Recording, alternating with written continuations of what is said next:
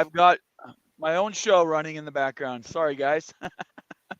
How we doing? It's Hey, a regular wacky Wednesday. We'll just call that this day. Hi, I'm Nathan Bomber Brown. Welcome to the show. This is the Holy Rivals and Big 12 Mafia show. Glad to have you here. We've talked about some stuff that we're going to do tonight on the show, so it'll be really interesting. We're going to talk schedule. Big 12 schedule came out. If we have any questions about the ACC schedule, we can talk about that. We're also going to start off with the John Canzano article we discussed on Monday, and kind of some questions that have been open for Washington State and Oregon State. And then I hope to get to questions and concerns you guys have about the schedule, because I think the Big 12 schedule has a lot of people agitated, and I think there's some good things we can talk about it. I did find a few things that didn't make a ton of sense to me. So that's something I hope you guys are excited to talk about tonight. But first, let me introduce everybody that's with me. We've got my two key contributors. That would be Moen from the Moen Show and Immaculate View. How you guys doing tonight? Good. doing pretty good. This schedule has kind of thrown me for a little bit, so we'll see how this goes. Yeah, there is a lot to talk there, and Mm, I know there's a lot of people out in the Big 12 land that are concerned. mhm. Um, I know Kuz is doing a show right now that he's having people vent strongly about their concerns about the schedule as West Virginia is concerned. And I think there are some things that could be fixed for West Virginia, but overall, I think the schedule is pretty fair, don't you think, Moen? I like the Big 12 schedule, but I'm an outsider. But I like the idea of keeping regional matchups important and protecting selected rivalries. We were talking about this before the show. Nobody's going to make a perfect schedule that everybody's going to love. You're going to find people that have issue with it. Probably from every fan base, you're going to find somebody who has an issue with something. But from an outsider perspective, the matchups that are created with this, I like it. You want to add anything to that, Immaculate?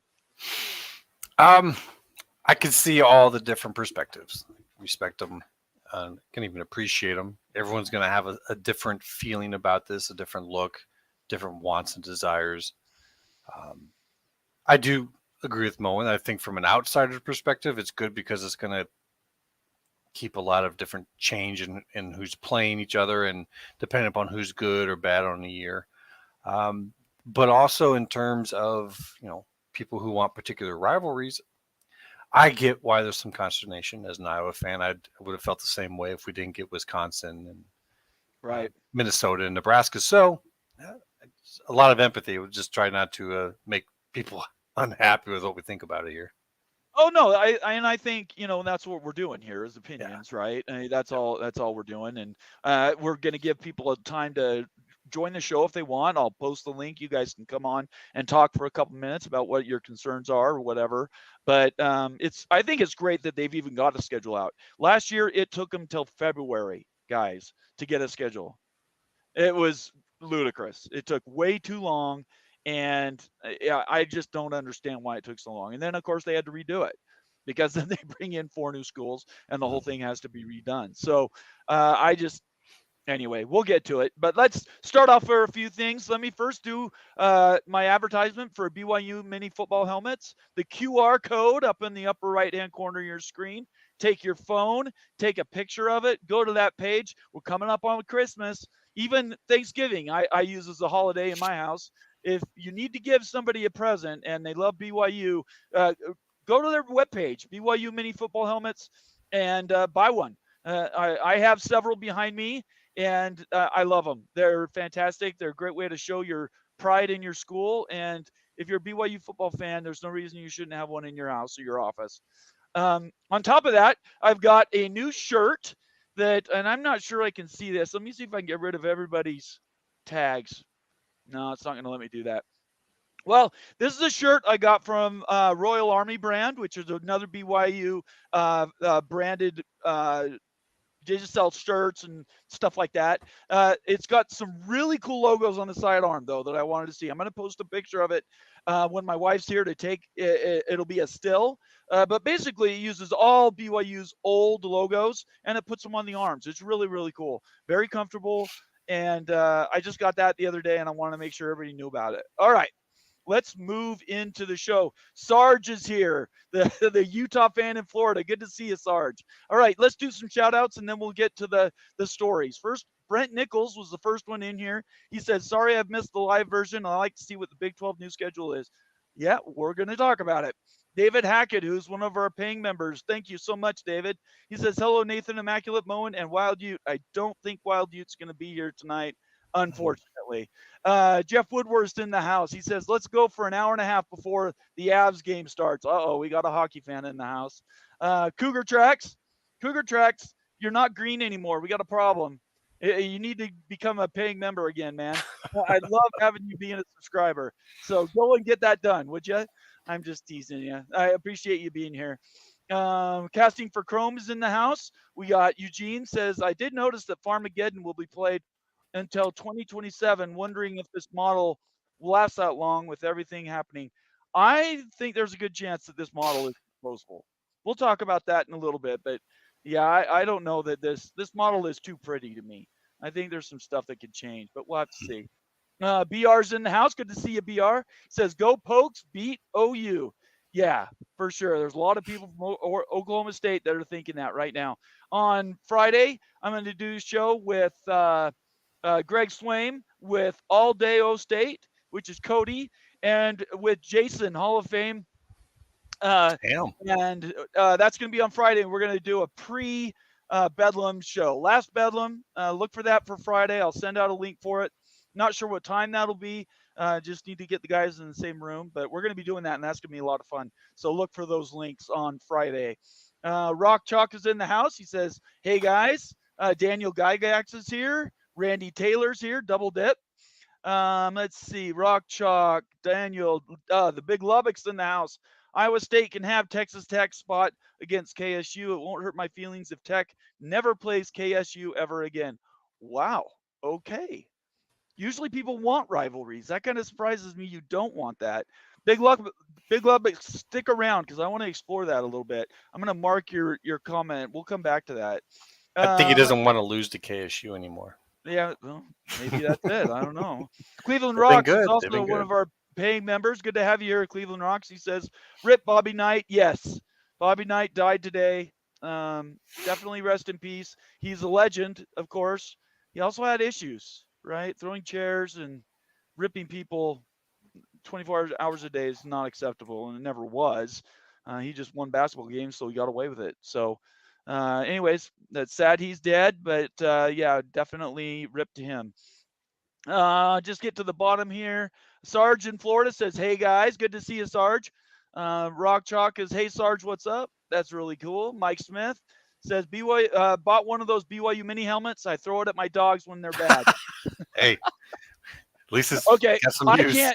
I can't support that, Mike. I appreciate that, but that's nice to know you bought one. That's really good. They might be really big dogs.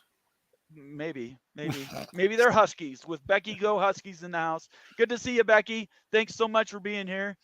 Glenn Lumens, all the way from the Philippines. Good to see you, Glenn. And we're down to the bottom. Did I miss anybody? Nope. I think I said hi to everybody who's here. So, anyways, let's get to our first order of business. If you're new to the channel, please subscribe. Turn on your notifications for both us on Twitter, and then for these YouTube channels, both Big 12 Mafia and the Holy Rivals. They're both going to have content coming out. You won't know about it if you don't turn on your notifications. So make sure you do that. Then follow Moen, follow Immaculate, follow the Wild Ute on Twitter, and make sure you turn on those notifications so you know when they're putting out important tweets that have news and information. That's how you keep on top of things. And it's really important. I really appreciate everybody who's here now. Everybody is part of the family, and that's the way to stay part of it, is you keep those notifications going. All right, let's go to some announcements. First of all, I want to say congratulations to RJ Witten. He's a 3-star DB recruit for BYU. This is his announcement. He did that last night. I wanted to make sure he got a shout out on the show. RJ Witten, I can't wait to see you next year. 2024 is going to be a good year. And congratulations on that commitment to BYU. We're really glad you did that. And you'll love it in Provo.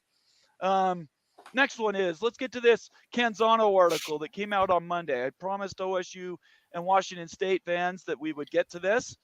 Did you both read this? I know that Immaculate did. Did you read this, Moen? I read it. Okay. What stood out to you about it? We're not going to go through every question, but we do want to just sort of dive into this.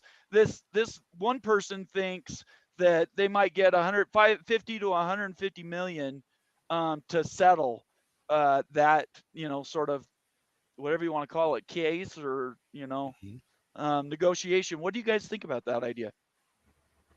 I think it's going to be on the lower end of that. I don't think you're going to get 150 million out of those guys. Okay. I have no idea on the numbers. What it felt like to me, I wasn't particularly caring all that much about all the details and particulars in this.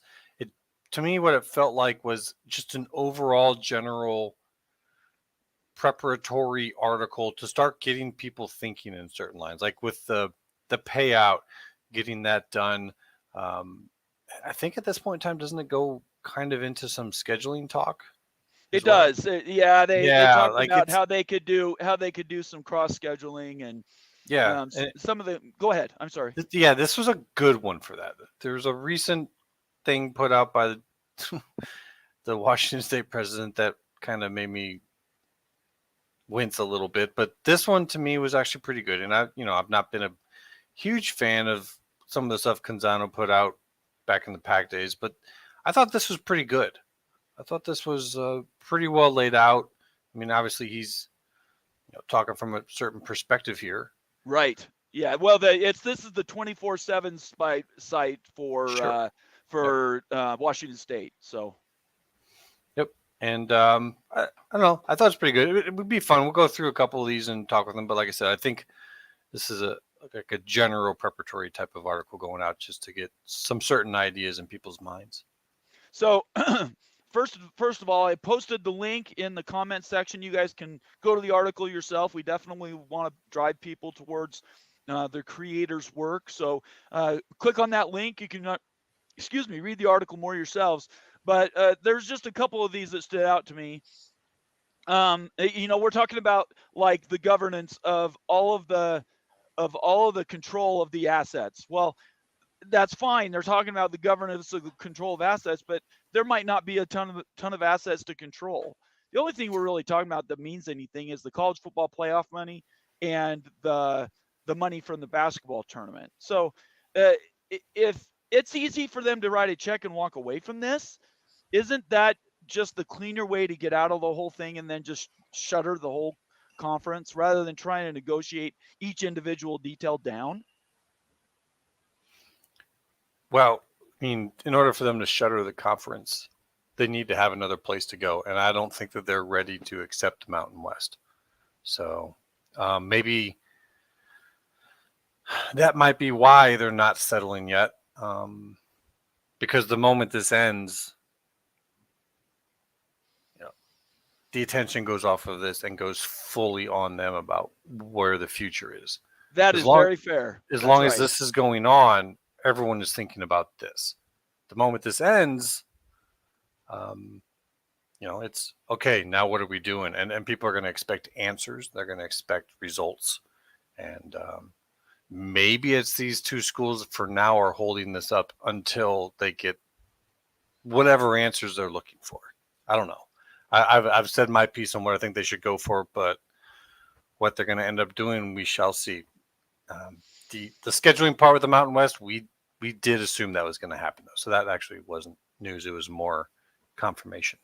I like this question number 8 because it really gets to the detail of it. It says, what's your assessment of how the uncertain future is affecting recruiting at Wazoo and OSU?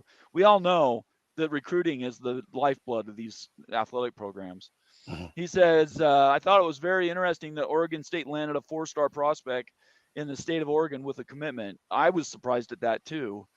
The kid has just been on a visit to Washington, so he had offers, and yet they were able to get him to sign. No. Doesn't that peter out after a couple of years though? The nuance and speciality would basically go away, and that's no longer an attractive option if you have other options. I mean, Well, just so I'll let Bowen go here in a sec, but just one thing to add to that. I think this kid, I don't want to be devil's advocate too much here, but I think he's a 25. Be coming in 25. So he still has, they still have to get an answer in order to keep that one, is what I'm trying to say. It's Right, great okay. that they got it, and I'm sure they're telling him, some good things. And maybe he knows more about this than we do at this point in time about right. where they're going to go. But I think he's a 2025 kid coming in, so they're going to have to figure out something in order to keep him probably. Before I move on to our next news item, do you guys want to say anything else about this? I think we're getting to the point now where the stories about OSU and Washington State are starting to peter off, and the longer it goes, it's going to get less and less, unfortunately. The settlement date is November 17th. That's the date that was set by the court to have mediation completed, and hopefully everybody is able to walk away. But I just got a note today that the University of Washington submitted the paperwork that they had been asked for to basically do discovery, and that kind of shocked me, because and I asked a question back to the source, and I can't obviously tell anybody who that is, but I basically said, well, does this mean that mediation is working, or does this mean they're walking away from mediation and they're willing to go to court? Because once you give people that information, how quickly does it get out into the wild? I don't know. But at this point in time, it kind of feels like it might be going forward. But that's maybe when you can actually make your settlement, is when it feels like it's going to go nuclear. Sometimes where the pressure begins to build. Yeah, sometimes you got to go right up to that edge in order to, get parties to go, okay. But they're getting close to that edge. I think it's the 14th is when it's the 14th? Phase. Did I say that wrong? I thought it was 17th. Okay. It's 14th. Yeah. Okay. All right. Sorry about that. Nope, we're good. Bowen, any other final comments on that? Yeah, I think this Washington discovery, I think Washington, they absolutely didn't give it late. They went up right till the last day they could give it up. Which is their right. That is true. Which is exactly their right to do, and that's what you want to do in a situation like this from a legal perspective. But if there was anything there, I think if there was anything there that Washington State or Oregon State thought would boost their case in the public, they would go ahead and release it. But I don't know that there's very much there. I don't know. Washington was right in the middle of it. It was. I understand they were right in the middle of it, but they're not going to keep things, in writing. Well, you can't hide them from the court. Of course not. Well, right. Yeah. But you're a public school. You don't necessarily keep, how to talk to people without talking to people. I gotcha. Well, I'm going to say this is the last word, and I know we've got a lot of Washington State and Oregon State people watching. We have a lot of Washington and Oregon people watching. For one thing, I want to say to all of you, you guys have been fantastic fans of the show. You're all contributors. I see Becky here. I see Sergeant Pickles is here. Eugene is here. These are all people. I'm not going to name everybody because I don't want to call people out, but we've got a bunch of involvement. People really care about this subject. All I'm going to say, the final word, until we get new information about this, and maybe I'll get more leaks overnight. There was supposed to be a meeting at Washington State involving all athletic groups that I might get some tips out of. So who knows? Maybe overnight something will change. But as far as I'm concerned, this is a travesty that Washington and Washington State are tearing each other apart. As a Washingtonian, as somebody who grew up in between both of these great schools, and I'm fans of both. I had designs to go to both at some point in my life. I think it's a disaster, and I hate it so much, which is why I'm such an advocate for Oregon State and Washington State. What were you gonna say, Immaculate? Yeah, I just wanted to say one more thing. I know that since we're on the Oregon State and Washington State tip here, I saw some folks thinking that this model coming out meant something. I wouldn't say it means anything. It's actually Model, what are you talking about? in terms of they thought that it meant, okay, we can't get in the Big 12 now. Oh yeah, the scheduling. Yeah, go ahead. Yeah, and I'm Go ahead. saying it doesn't mean anything. Actually, this is an extremely vanilla schedule. It is very much. And I think we're going to get into that more there, so I'm not going to do that. But I just wanted to say that to the folks. This is not a door closing step. It's just a step. And the Big 12 has to take steps forward because, the future, there's no guaranteed future. So, they have to keep going forward with what they got. And that's what they did. Right. All right. Very good. Well, Michigan, that was the other thing. We wanted to talk about Michigan. So I'm going to bring this up. Hopefully I don't get like banned or whatever it does the copyright stuff. Okay, this is an article. This is a tweet actually from Josh Pate. Josh Pate has become an amazing college football commentator, a great creator. I'm a subscriber to his shows. I catch him whenever I can, but his little videos and comments are very insightful. Or insightful. This is one that I'm going to let Moen. Why don't you tell everybody what we're watching here and why this matters? And this is a cue for people to bring up their University of Michigan hats and put them on right now. Right. This is who Jim McElwain has referred to as sign stealing guy, who is on the CMU sidelines wearing CMU coaching gear. Every time a play comes near him, he covers his face up. But what Josh has shown you here is, if you look at his sunglasses, you'll see a little blue dot light up. Let me see if I can pause it. Let me see if I can pause it. Hang on. Right. Stop. Oh, it won't stop for me. You dug on it. I'm sorry. That's all right. It's basically, there's a pair of Ray-Ban sunglasses that people at 11 Warriors found that is voice activated, and as soon as you voice activate it, it'll start recording. If you notice, he says something and then the blue light pops on it. So to be clear, let's say that very clearly. So that's a light nobody's projecting on him. It's a light that other people, if they're watching him, will know he is recording. So yes, it's voice activated. It's like the lens that what Oculus was trying to create, right? Was it Google Lens where it was all voice activation? Yes, that blue light doesn't stay on though. That's just it flipping on to show that it's recording. Right. It doesn't stay on permanently. Okay. But again, this is a guy that they're claiming they don't know who he is. His name's not on the visitor pass. I would definitely go back and watch the head coach Jim McElwain's press conference he had about it, because he is very broken up. I mean, you can hear his voice quiver when he's talking about this. And, speaking of Bobby Knight, R.I.P., one of the greats from Ohio State, won a national championship. I found this great clip from Bobby Knight that I think sums it all up. Okay. I'd like to refer to this whole thing from start to finish as a real Mickey Mouse operation. But that'd be an insult to Mickey Mouse. I miss those lines. I got to admit it. He was abusive as hell, but I do miss. He would have been the first person just removed from the internet. I love probably. So Casting for Chrome says we found DB Cooper. Yeah, so I think that's close. It does look like DB Cooper. Doesn't have a parachute, and I think he's maybe a little bit heavier than DB Cooper was. But yeah. Anyway, so this is a fact, right, guys? Nobody's making this up. This guy's skulked onto the sideline somehow. He's wearing a hat that represents Central Michigan. He actually has a visitor's badge right there. You can see it just barely peeking out. And he's filming. Mm-hmm. He's filming Michigan. Sorry, not Michigan. He's filming Michigan State to check their signs.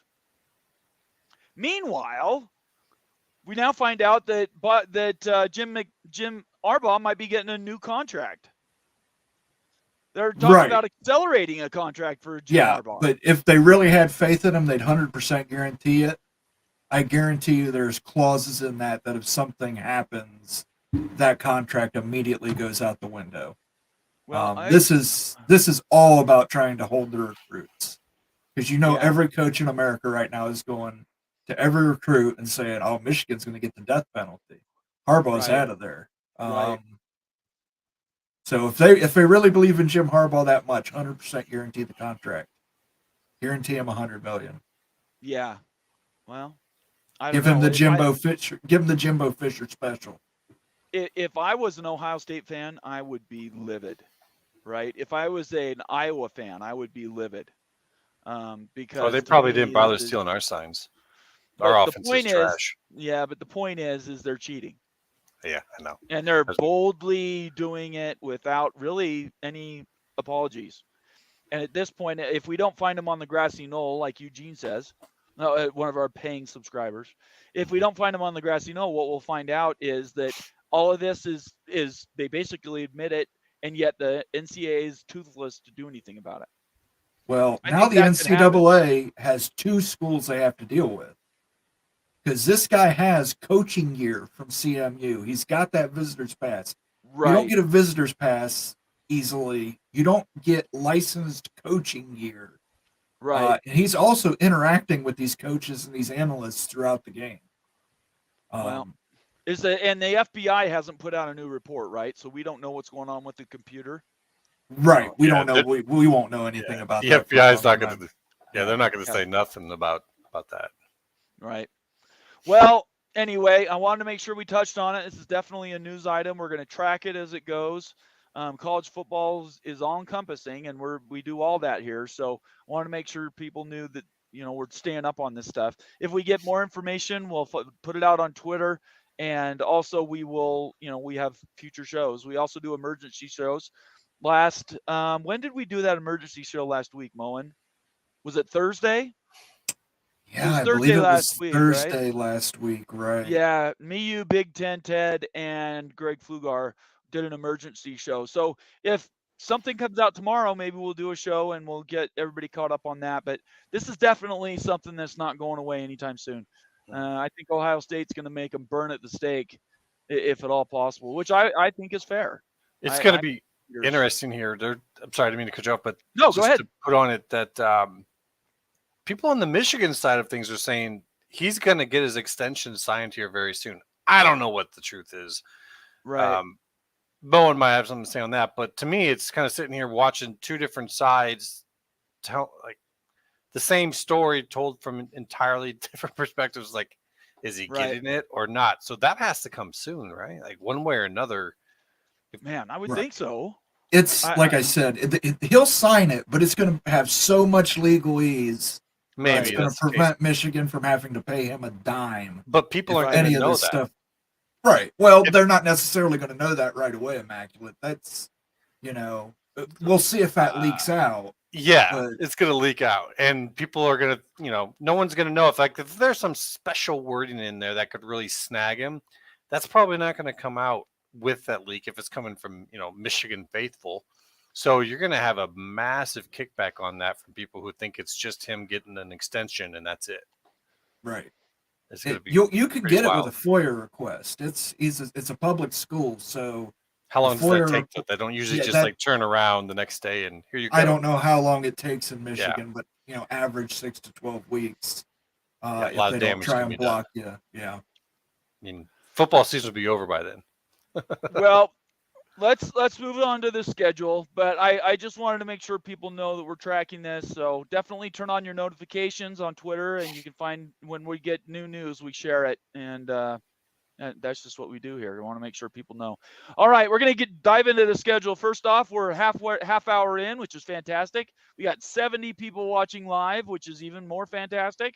We're gonna go over the schedule now, Big 12. If you guys are interested at all. We're going to do interactive here. So please do your comments. Immaculate and Moen will sort of watch those comments for me while I'm running the show. But as we get things to pop up, we definitely want you guys' input because this is really important. And then I'm going to be posting the link to join the show if you want to join and talk. It's got to be for just a couple minutes though, because I know there's a lot of people that want to get their thoughts out. So first of all, really quick, just first blush as we're looking at this schedule. Oh, by the way, please, if you're new to the channel, please subscribe, leave me a comment or suggestion, and turn on your notifications. Okay. Oh, wait.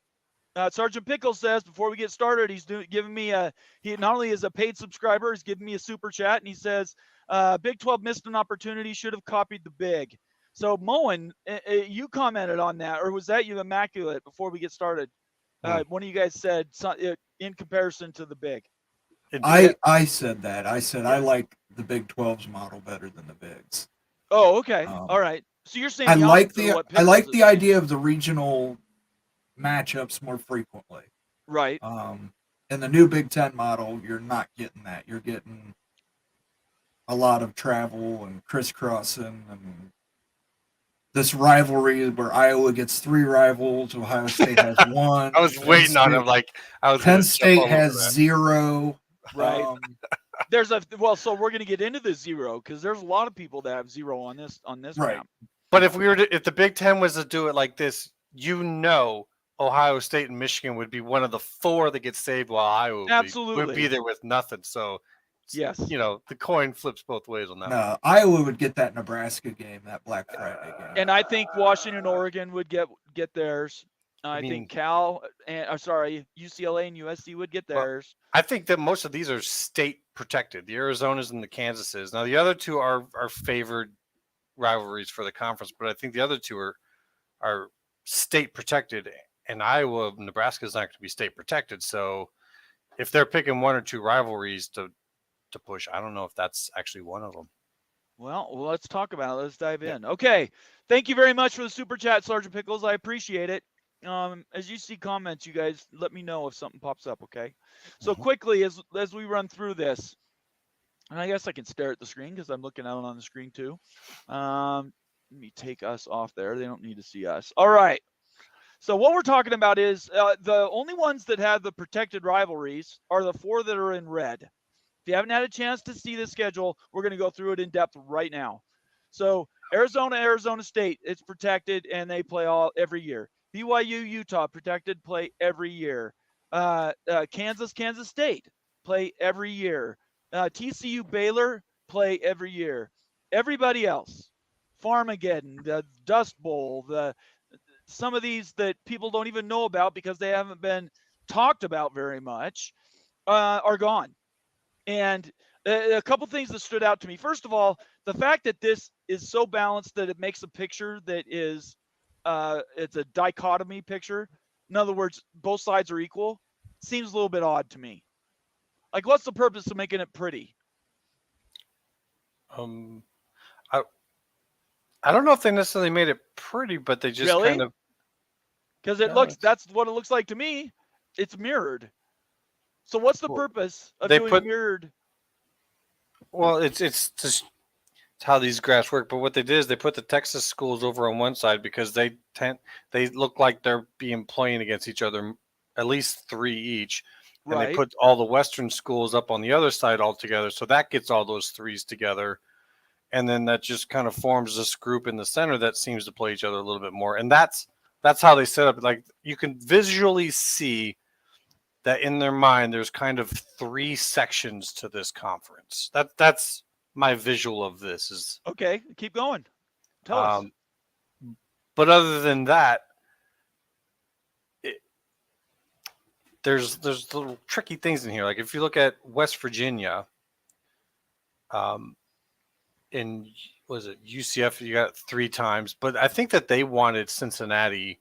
They did for 4, and so you don't have, like, if you notice how many reds are all the way up in that top left, it's kind of an abundance, and you got 1 down in the bottom right, but it's almost like it needs another one. Just if you're looking for real balance, like you could have West Virginia and UCF right there next to each other or something, or I mean them in Cincinnati, but that didn't happen, and I think that's where West Virginia people are mad that they wanted some handout for having such a horrible time of things for the past 10 years.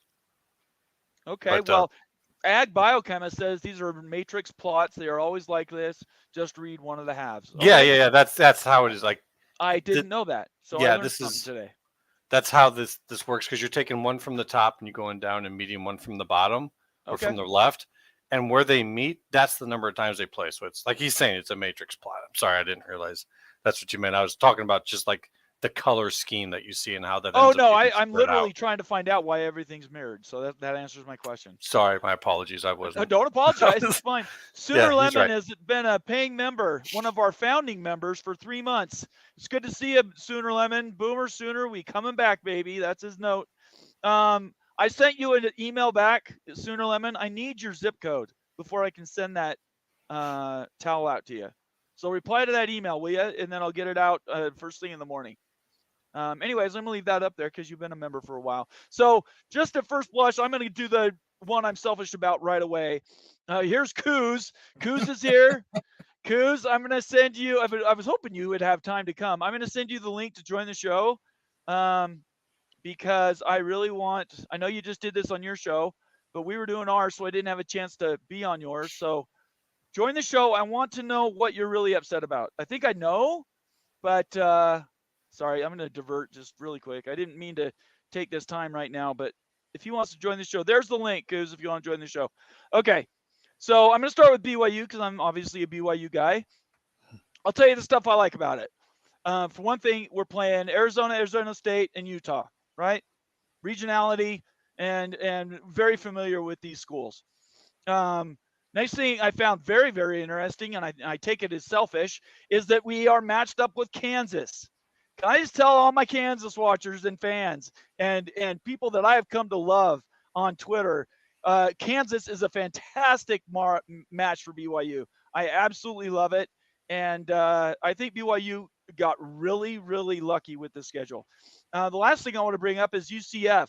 BYU and UCF are about the farthest apart in the whole conference. I think maybe West Virginia, Arizona State might be farther, but I know between those two, they got to be the longest and farthest away. And yet BYU gets 3 games with a Florida school, which I think is fantastic since there's only one Florida school. So from a BYU perspective, if you're a fan, you look at this schedule, I think you need to really, really appreciate what we've got because we're in Texas over and over again.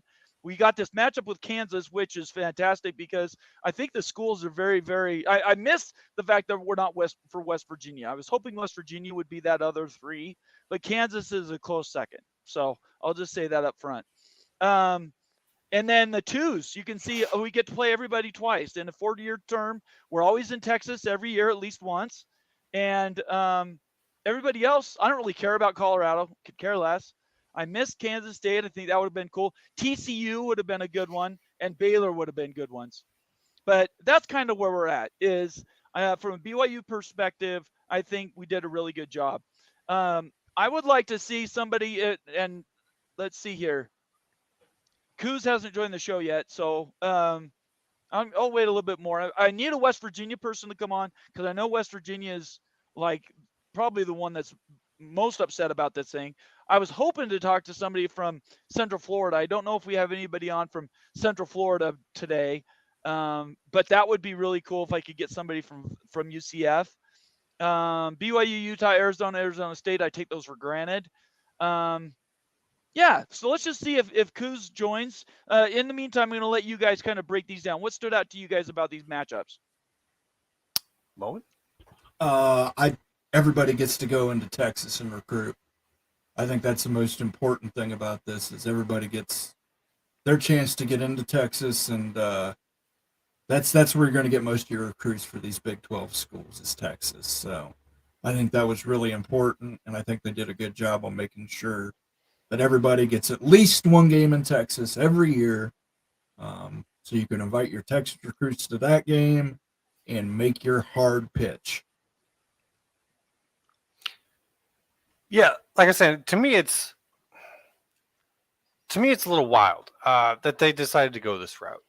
I thought that they were the best conference set up to actually go in the opposite direction. So to see this, it makes my brain start going and starting to wonder and think about what does this tell us? What's their plan? So I mean that's going a little bit more on the theoretical side of things, but to me, this is a schedule that, obviously a lot of people don't like and some people like. but I don't think it's going to piss anyone off if this schedule goes away in a couple of years. So in that regards, this might have been very well made. We'll see. Kuz says he can't see the link. I'm not sure why. I DM'd it to him twice in Twitter. So I just put the link in common chat. Nobody else click on it quite yet. I want to talk to Kuz first. So click on that, Kuz. There he is. And we'll talk about West Virginia first, and then we'll break out some of these other schools. There he is. How are you doing, Justin? Can you hear me? He can't hear me. Yeah, I'm on here twice for some reason. Yeah, close your window. Oh, Justin. Just close the window, Justin. The YouTube link. Becky wants to come in, it looks like. I'm waiting for him to rejoin. Technical difficulties. Here we go. Let's try this again. Did you close the YouTube link? Yes, I did. Oh, okay. All right. So I know you just got off a show. You're probably vented a little bit. Maybe I'm you still don't on here have as twice, much to though. say. There's got to be something else. Are you guys hearing me twice? Or Nope. Just Kuz? Mm-mm. Yeah, you got another window open somewhere. I don't, Justin. man. I don't know what else to tell you.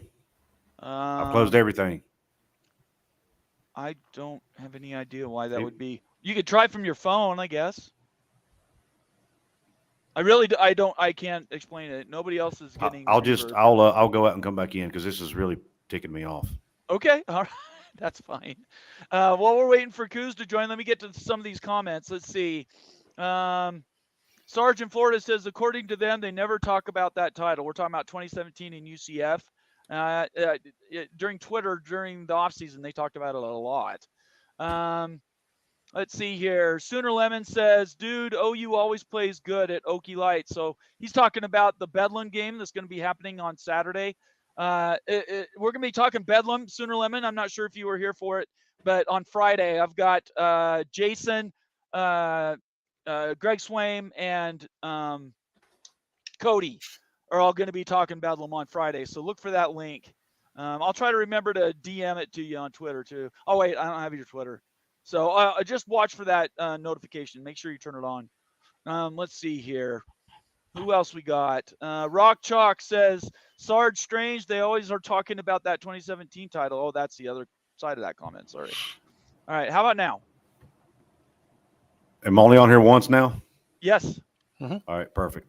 All right. You heard everything I said. I don't need to say it again. Sorry Kinda about let us that. know. Oh, no, don't worry about it. Tell us what you're thinking about this. Yeah, I'm pretty aggravated. As most of you have probably seen on Twitter. I as a West Virginia guy, first off, let me put on my West Virginia lens for a second, okay? Okay. We've been in this league for over 10 years as the only team on an island, right? And we were okay with that. The Big 12 accepted us in when nobody else would. That's cool, right? I'm not complaining about that. Now we're not on an island anymore. You have a chance to throw us a bone, say, hey, man, we love you as a conference member. Excuse me. Love you as a conference member. You play Cincinnati every year, right? They didn't do that. And I thought that was dumb. And then on top of that, we went to Houston this year, right? Which Right. was kind of why you didn't have Dana Holgerson coming to Morgantown in year one is beyond me. That would have been great for TV. Right. And when you would have sold out Milan Pushkar Stadium, 60,000 people. Instead, you go to the stadium with 30,000. Makes no sense. But anyway, instead of getting a return game at Houston next year, we have to go to Houston again in 2025. Oh, wow. And don't play them at all in 2024. Shoot. Now, how does that make any sense? And as I'm diving deeper into the schedule, the Eastern, and I know the math probably, because there's more teams in the West than there are in the East, maybe that's the reason for this math, but somebody needs to make sense of this for me. When I look at the away games on the schedule for 3 Eastern teams and then the 4 new teams from the Mountain Time Zone, right? There's at least 1 year on the schedule where every team from the East, UCF, Washington, and Cincinnati, have to travel to the Mountain Time Zone 2 times in the same season. All 3 teams do that at least one time. Wow. None of the 4 new teams do that at all. None of those teams have to travel to the Eastern time zone more than once in a season. You tell me how that's equitable. I Well, don't think it is. That's not just not well. That's just dumb because it's easier to travel east than it is west and have your teams play. That's right. And why would you cater to the 4 new teams? And I'm not saying it's a catered thing, but it almost appears that way. I could get why you could say there's appearance of first sure. Whether I think there is a little bit, and I'll tell you why. Because BYU got UCF and Utah got TCU. I do think there's a bias, and I don't like to say that because I want the league to be fair and matched. And why would you not have the Farmageddon game every year? I agree with you. I agree. And you guys may have already talked about that. I was doing my own show, so I did miss the first. It doesn't matter. It doesn't matter. But Farmageddon needs to be played every year. Mm. There's no excuse for not playing that game. Yeah. And you mean to tell me Baylor TCU is a better rivalry than Iowa State and Kansas State? Maybe it is, but I don't know. Those are the 2 of the least passionate fan bases in the conference. Yeah. Are they not? And I love my Baylor people, man. I love them. But their fan base is not very passionate when you compare to Iowa State and Kansas State fans. Yes. And TCU fans are not very passionate either, unless they're spitting vitriol at somebody. That's the only time they're passionate. Yeah. But I don't know. I don't want to. I can get on a soapbox and rant for 30 minutes. I would agree. Like the TCU Baylor rivalry to me is one that's worth doing. I just don't. I don't necessarily understand why it's that much more. Like West Virginia, Cincinnati is a given, though, right? Well, I mean, give them a game where they're 120 miles away from each other or something. 200, but still, yeah, they're close. Yeah, that's a 2.5 hour, 3 hour drive. Right. Give me a break. That's an easy one to do. And they didn't do it. I know. I don't get it. The argument is, well, they're playing 3 out of 4 years. That ain't the point, man. No, it isn't. Yeah, no, I agree. It should be every year. Every single year that game should be played. Yes. And I've had people on Twitter saying that we're whining and all this. You know what? I don't care. It's my prerogative to whine. I'm going to whine. I want some cheese with it. You are not whining. I think you have very valid. Like I said, I just told you the 4 new schools were basically pandered to in this schedule. Arizona State, Utah, and Colorado were the most, I think, gifted for all their matchups. I do believe that. And I think West Virginia had easy reaches that they could have made. The Cincinnati one is dumb. It's just flat out dumb. Whether you have a rivalry or not, just do it. Throw them a bone once a year so they your fans don't have to fly cross country to go to a game. It's just sense. stupid.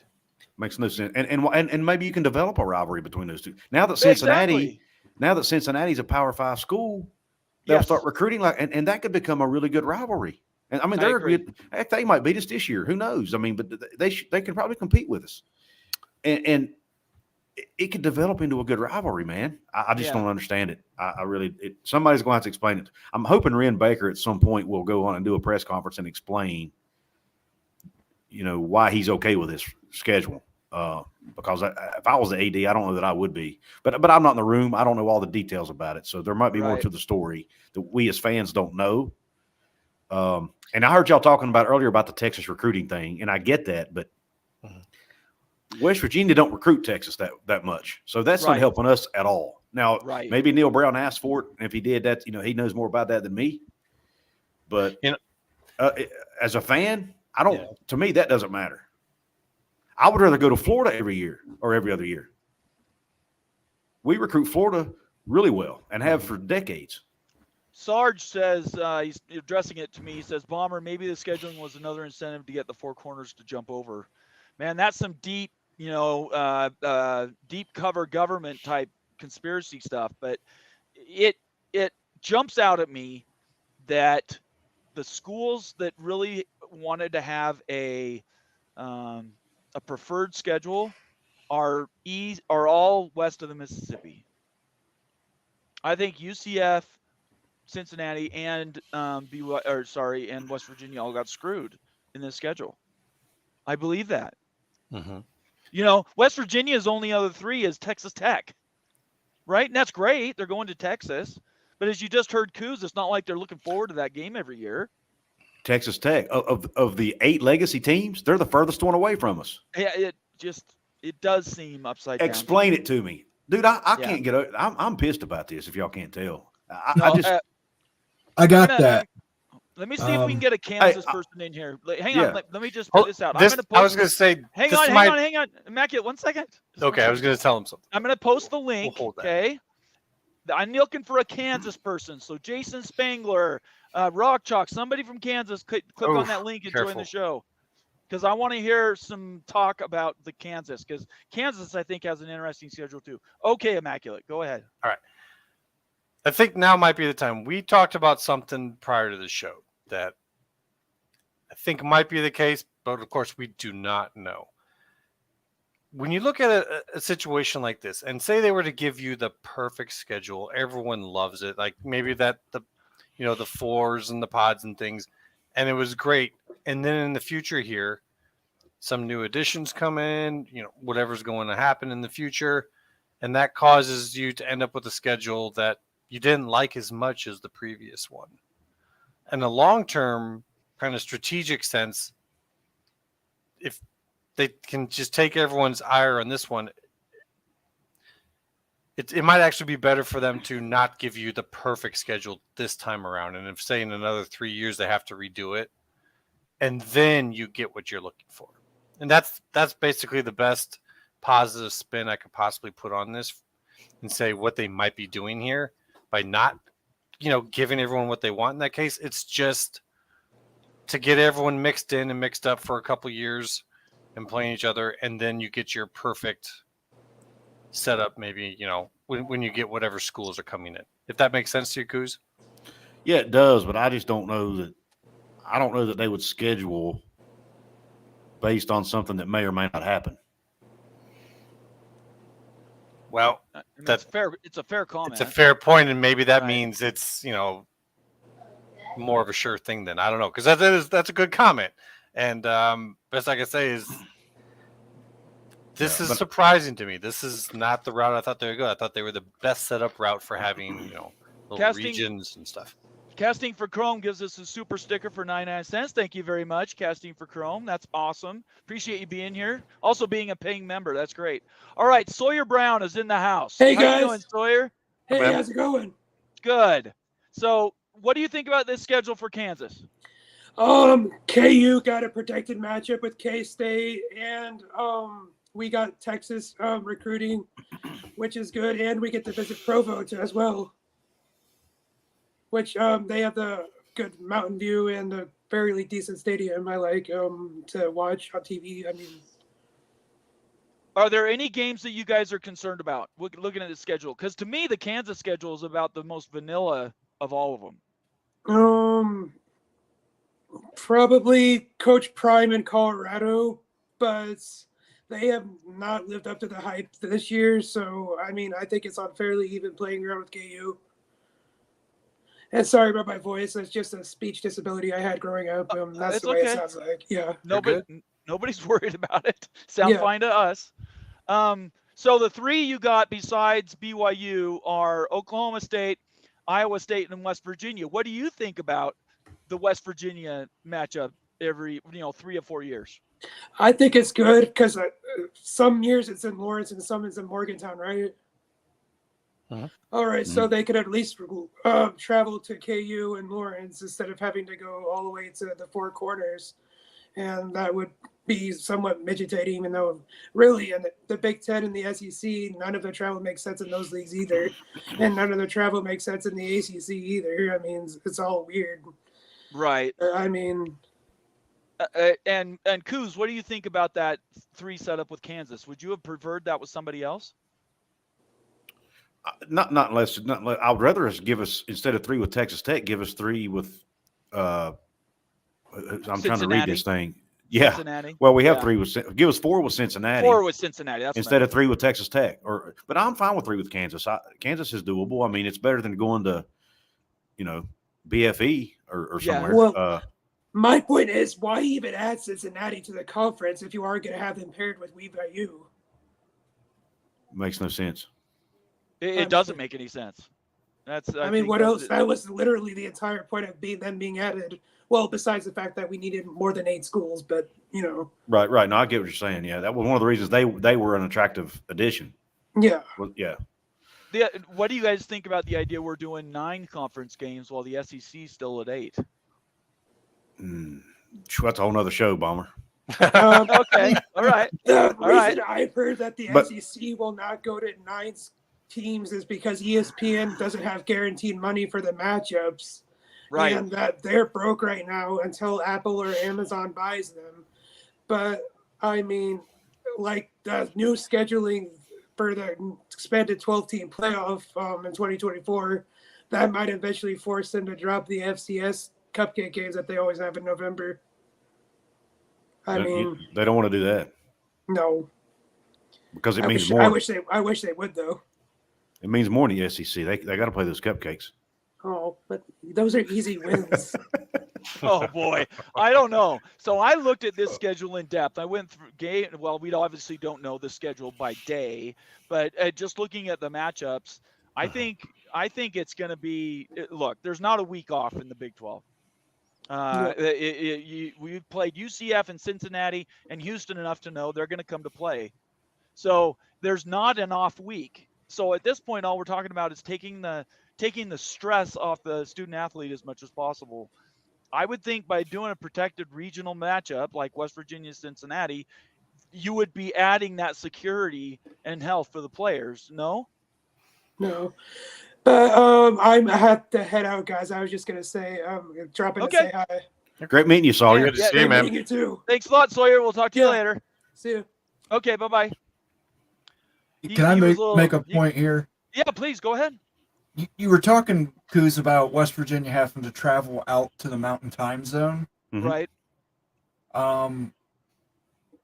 I've mentioned this before, but Big 12 after dark, they could have a lot of people traveling out there to make these late games. I think that's true.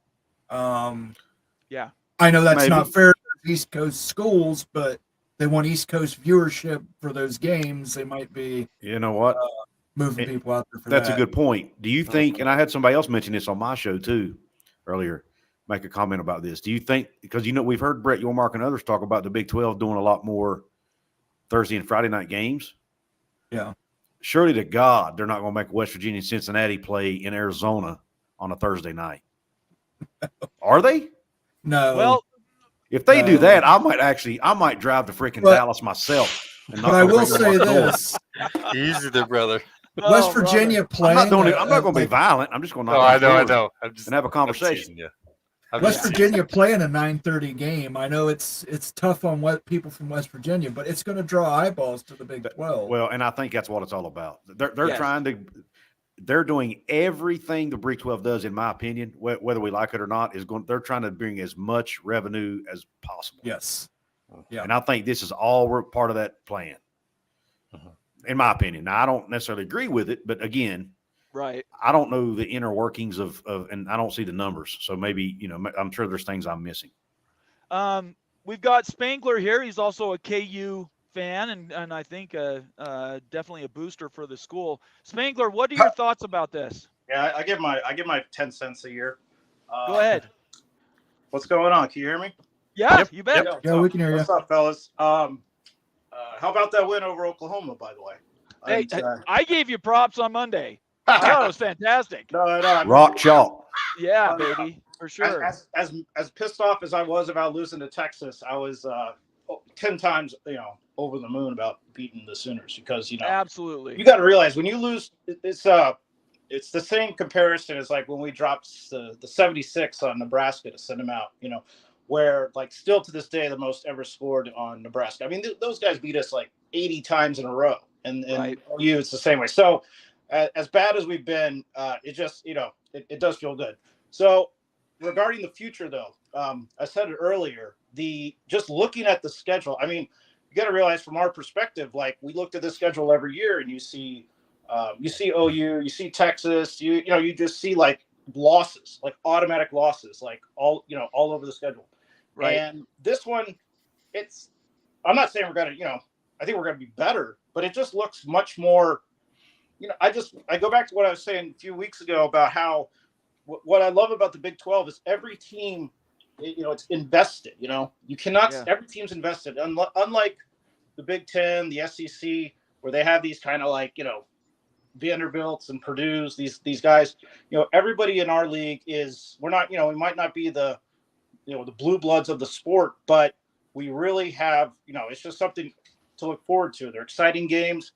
I love how the season's going so far, but anyway, the schedule itself, the Coos, you made a good point. I didn't really realize this, but yeah, playing a team 3 out of 4 years is like it's terrible. At first, I was like, oh, you're playing them a bunch, but like, what are you going to do on that year you don't play them? It's like Right. it's like you get this momentum going, and then it's like, oh no, you're gonna take that year off. Mhm. So I do think that's kind of odd. I just think that as a KU fan, especially our school has lost more rivalries than probably anybody else. When you really think about it, Nebraska, obviously Mizzou, even OU in a lot of ways. I mean, we played OU since the 1800s. I mean, and we're not going to play them anymore. So it's all I got to say is about losing rivalries. I'm not that big of a.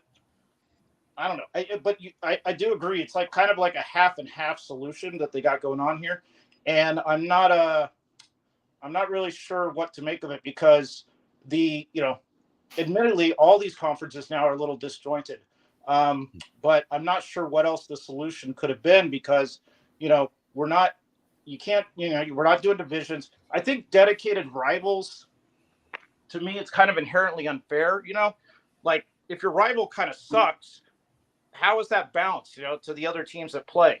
It's kind of like a double-edged sword. Like, yes, we love the rivalry games, but like, well, if I get to play, like when K-State beat the shit out of us every year, I don't know. You know what I mean? Like, it's kind of like if you're going to go in and like have a fair arrangement or schedule for all the teams. And I told everybody this was going to happen. When you have all these teams in these conferences, it's not going to, I'm not going to say it's not going to work, but it's kind of, you're going to get this shit. And it's like, I'm really not, I look at the schedule and I'm like, cool, but it's all going to be new.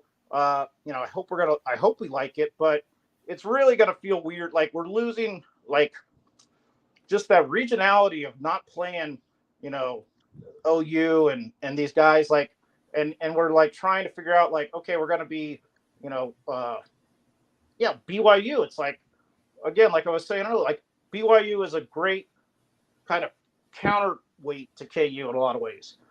And I really enjoyed, the game we played. I enjoyed the future, but, it's also like, it's just kind of like, I don't know, does it feel forced a bit to kind of like make this happen? But anyway, I don't know. I don't have too like visceral reaction to the schedule. To me, I think we're in good shape. I agree. I don't think it's it's a little bit ill. I don't know if Colorado's really, I'm not sold on Colorado. I think they're going to be fine, but I do think there's always going to be a little limitation there. I don't think it's going to be this like, landslide of recruits and wins and all this stuff. But Right. Hey, let's do it. I mean, we have a few years to figure this out until realignment happens again because it's coming. And Yes. I think that a lot of these schools, I would be lying if I didn't think that KU still was like, I don't know what they're doing. Like, I don't know if they're actively looking to like reposition somewhere down the line or if they're like, because to me, it's like rule the conference, A lot of these teams are like in a great position. Same with BYU. I mean, in Utah, in Kansas, and Kansas State, there's no reason that you can't just like rise up. West Virginia. I mean, West Virginia has been great in the past. Like, and you're not that far off. Like, I don't know. I watched that Ohio State Wisconsin game. That was the most boring thing I've ever seen in my life. And every Big Ten game is like that. And I'm just like, I can't stand it anymore. Like, Right. oh, by the way, but Immaculate. That Hmm. I like. Here we go. That was the most exciting college football moment I've ever seen. And I think it was bullshit, by the way, when you the whole fair catch. Oh, the punt. You're talking about the punt return. Yeah. It was just like, oh my God. Like, anyway. To add a little bow to that real quick, You will never see Iowa fans throwing trash on the field. But that was such a I high would have thrown trash. energy moment I would have thrown that trash. you actually saw that happen. Like, you'll never see that happen again. But for that right. moment, it actually made sense. I was like, yo, So- I was totally down because I was sitting there, I was jumping up and down. I was like, I've never seen Iowa do anything like that exciting. And I'm not saying it's like, believe me, they would beat the brakes off us all the time. But admittedly, that's the kind of football they play. I know how Kirk Ferentz plays It grinds football. you down. Yep, There Yeah, you right. go. And You're like right. they had this kid who just like he like tackled 3 times and like then he goes and scores and they're like, oh no, he like waved his hand wrong. And I'm like, Spangler, oh, it is for a ridiculous. guy who didn't have a lot to say, you've had a lot to say. All right. Spangler. I appreciate it though. Anyways, thanks for joining the show. I appreciate it. We'll talk to you later. Good show, fellas. Later. Okay, thanks a lot. Sooner Lemon, good to see you, man. What's up, man? How you doing? I'm doing good. Man, I really appreciate you being a founder and a paying subscriber to the show. I hope you've liked our content. Is there anything you want to give me as an editorial before you dive into the schedule? No, not really, but I can say that you know, being a part of your show and Jason's show and Unfair Sports' show, it's been very exciting, and I like all the content you give. But I think now we look at OU as, not to, diving in everything. I think we look OU more realistic. I think when people were, over exaggerating OU, Yeah, we finally see the consequence of it, right? Because I think it was all hype. Because you look at the 2 years, you think, okay, a head coach comes in after 2 years, he's got it all set. Everything's set, he's got it set. Now he wins the national championship, just like what Bob Stoops did, right?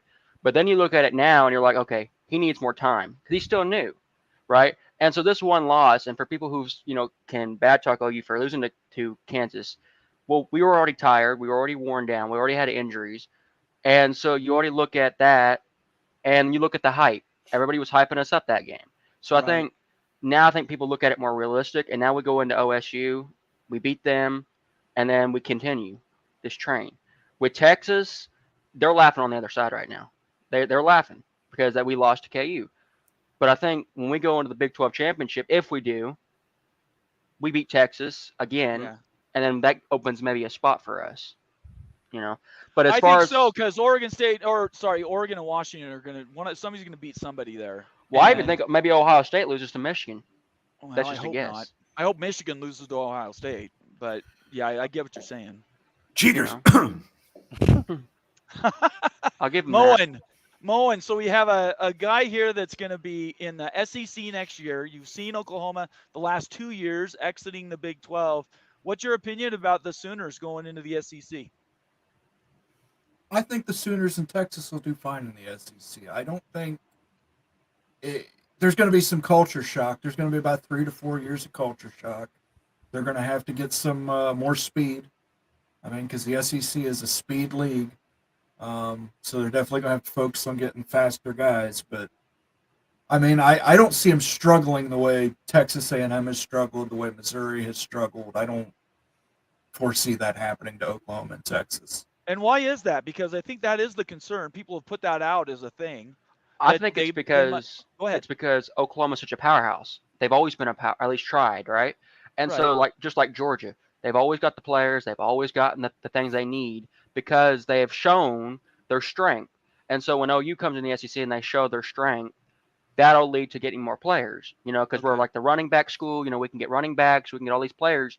And so if we, end big right now in the Big 12, and then we carry that momentum going into the SEC, we'll be like Georgia. We'll have no problems. We'll always be that powerhouse at the end of the season that gives trouble, So I think that's why OU, and especially with Texas, because Texas and OU have always been those two powerhouses. Right. So it's like, that's why I think we'll have not that big of an issue because they know the coaching staff, they know how we coach our players, they know what we can make them, and eventually, the players that are being hired or already in the portal, they'll see, okay, OU's in the SEC, we know how they train, we know how they do things. Let's go there. So we won't struggle as much as Missouri does because Missouri hasn't been good in how long, and they're just starting to come back. A decade. And then Texas A&M, they're still struggling. They're still going. They're struggling.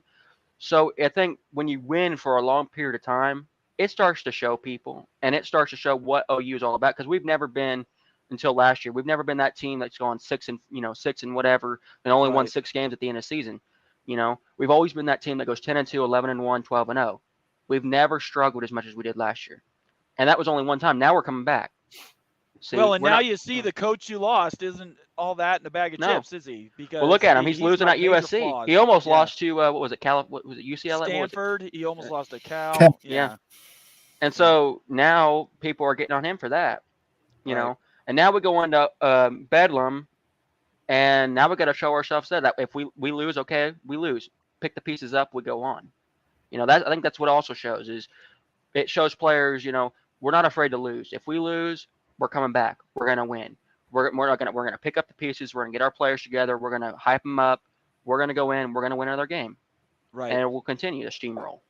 That's the kind of plays that we need. And that's the kind of the footage we need to show players, hey, come here, we win.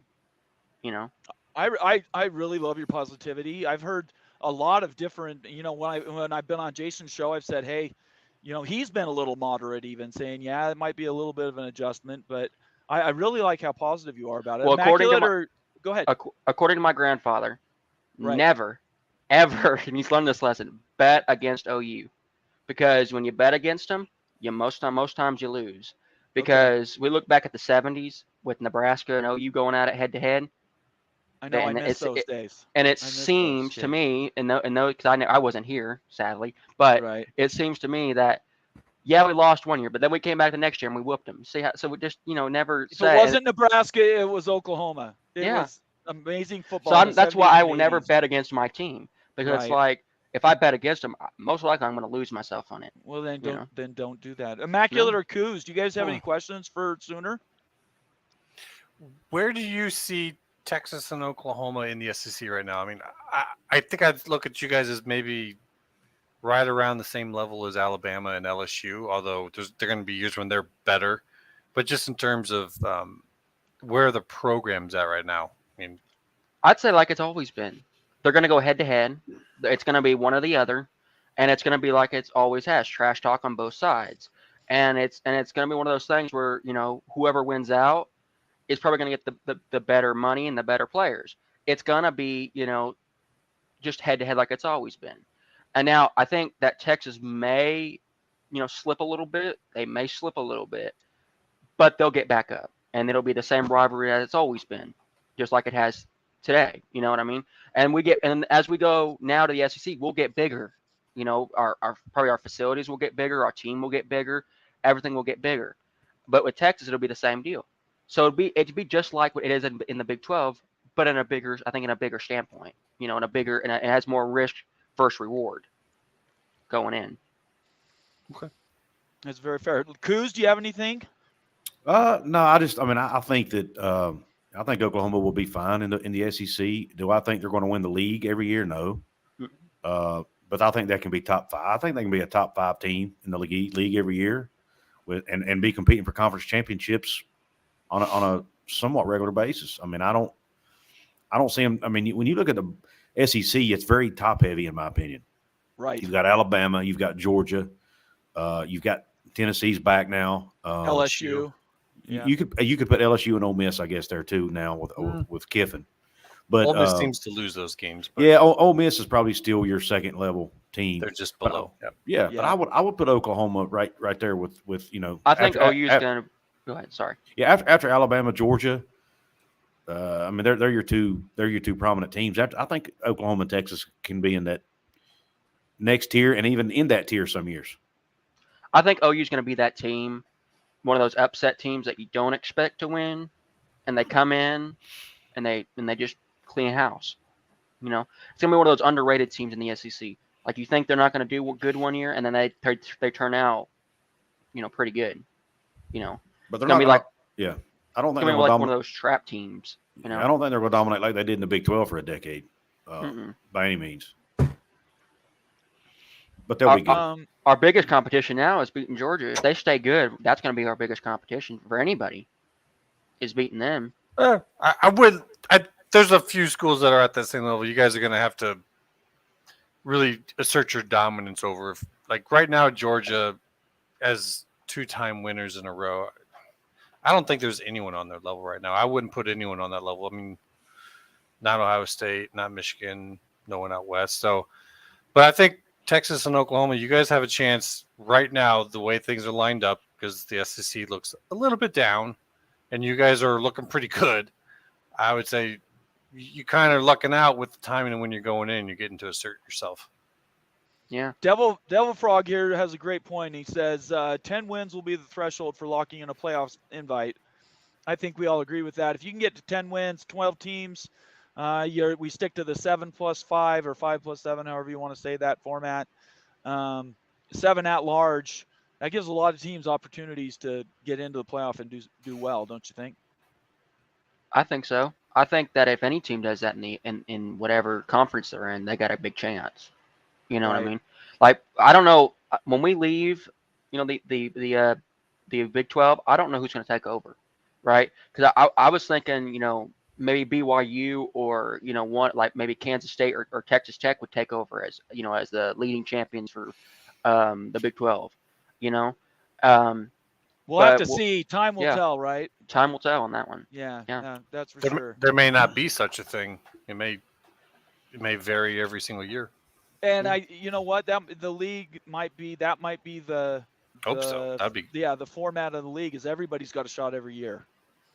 That might just be what I've been saying this for a while. If the Big 12 in a P4 world, A4 world can get in 3 teams guaranteed every year in the playoff, and I don't know that they can do that, that would be a great success for the Big 12.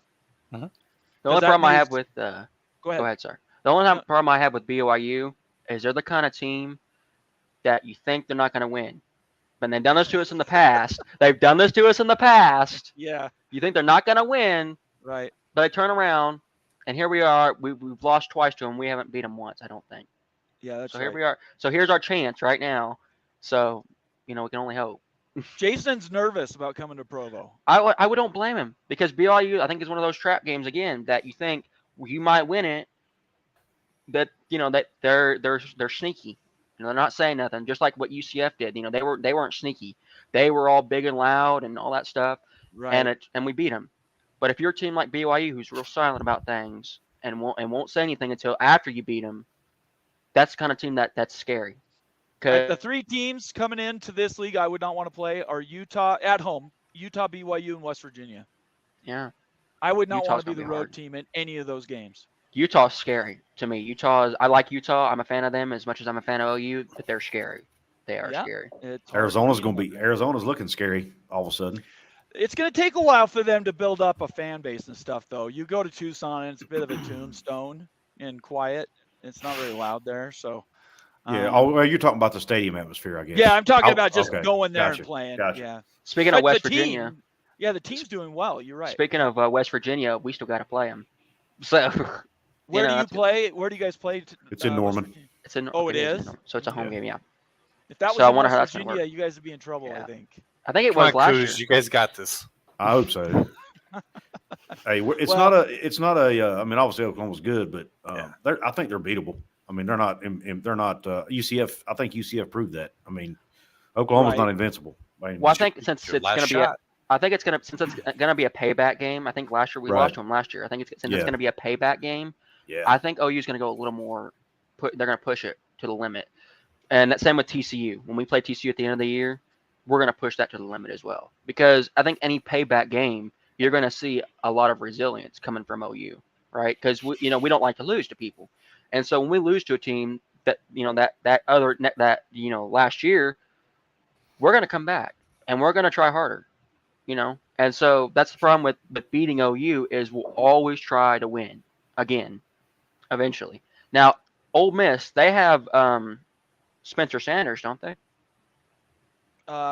Didn't he transfer from Oklahoma State to Ole Miss? Is Or am I is wrong he, with I that? don't know who that is. Is he a Yes, he quarterback? did. But He he's did? not, but he's not starting. Jackson Okay. Dart is the Ole Yeah. Miss Right. quarterback. And Yeah. Spencer, I He's think, is second actually string. he's actually from here in Utah. Both BYU and Utah missed out on him. Trying to figure out why he went to a team he wasn't going to start at. Well, That's- for one thing, he went to USC first, and there were so many quarterbacks he left, and that's when he went to BYU. Had a shot to get him at the last minute. Ole Miss came in. Lane Kiffin talked I about. was talking about Spencer Sanders. Oh, sorry, I apologize. That's okay. Sorry, He, Coos. he went to a team that already had a built-in starter. Basically, that didn't Right. make didn't make good sense to me. But anyway, maybe he went for the education. I don't know. How do y'all feel about Tulane being as good as coming up to be? Because that's kind of scary to me, anyway. I think Tulane's got a shot to be the class of the AAC for a long time. Yeah, that's scary Just though. win games, and if you win that conference, you're pretty much guaranteed into the playoff. You go 11-1, 12-0, you're going to get in. What are they now? 7 or 8-1? What are they now? Have they lost anymore? I don't know. 7-1, I do believe it is. Okay. And then Air Force is 8-0. They were getting Air scared Force too. Air Force is a fun team to play against. Yeah. They do crackback blocks and take your knees out. I'm just warning anybody who's going to play Air Force. I want to see Air Force make it. That's who I'm kind Yeah, I of. would Yeah, too. sure. That would be cool. They've outlawed that now, Bomber. What the cutback blocks? Yes. Yeah, They can't do that. I know, but they still kind of. Speaking of Yeah, Bedlam, since PSU just said something about that, Yeah. Gundy said this game doesn't matter to him. I just heard that from Jason. He said that Bedlam, this last Bedlam, it's not as important as it was with K-State. I think he was talking either in long-term longevity or if he was talking just in general. But He's just talking trash. yeah, I know. But it's like every game matters. Every single game matters. I know. He's just trying to get under some folks' skin. You know what, Yeah. though? I like that point that you bring up, though, Sooner, because I agree with that. I think every game should be the game. And I bring up the example last week with Utah and Oregon. They had College Game Day come. It was the prime time for Utah to show out who they were. They did 2 days of celebrations and then went out and got worked. Yeah. They got absolute boat raced by Oregon and looked like fools. I think it matters who you focus on. Every game counts. Yeah, You know, I don't 'cause- think 'cause that's that okay could- to do. Because that leads to, you know what, if you lose, just like what OU did, I think they underestimated KU a little bit.